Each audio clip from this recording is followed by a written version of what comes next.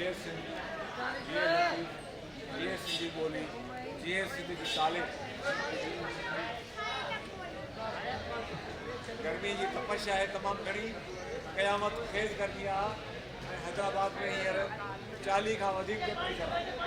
हेॾी शदीद टेम्परेचर, करबला वारो टेम्परेचर, इन ख़तरनाक ऐं ख़ौफ़नाक टेम्परेचर में असांजी सॼी जेका आवाम आहे केॾी परेशान थी वेठी आहे। ऐं पर माण्हू जंहिं इश्क ऐं अक़ीदे में हिते आया आहिनि, से माण्हू यकीनन को अज़म, को इरादो, को ख़्यालु खणी आया आहिनि। ऐं उन्हनि जो अक़ीदो ऐं ख़्यालु आहे त जीअं तव्हां ॻाल्हियूं कयूं, तव्हांजो वजूद को ख़्यालु खणी वयूं। लाउड रखिए बाबा।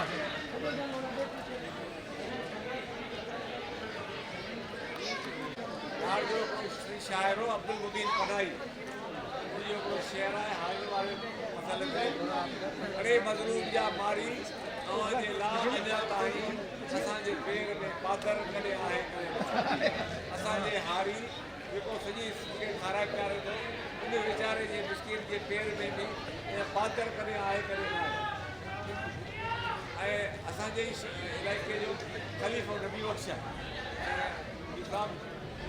चवंदो भॻो आऊं न चवां मारियो त विसां, कांद मुंहं में ढकड़ा सेकींदे सुहां, त पुड़ लंज करां जेकर होसि उठ वञे।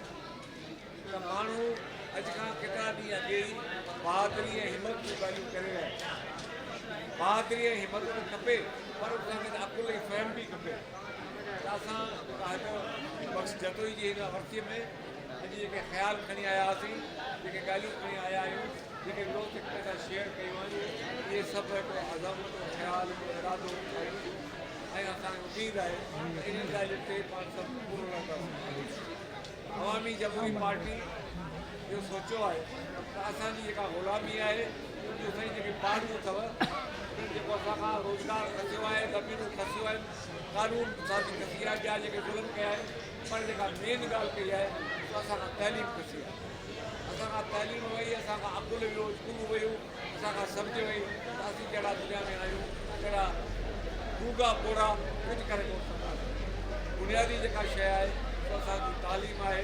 ऐं असां तइलीम लाइ जदोजहद कयूं त असीं यकीनन असीं पंहिंजी मंज़िल ते डिॼंदा। साईं ॻाल्हि कई त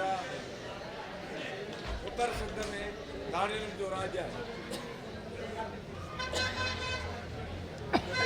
दहशतगर्दी आहे। असांजी दहशतगर्दी जे ख़िलाफ़ आहियूं, ख़िलाफ़ सभु आहियूं।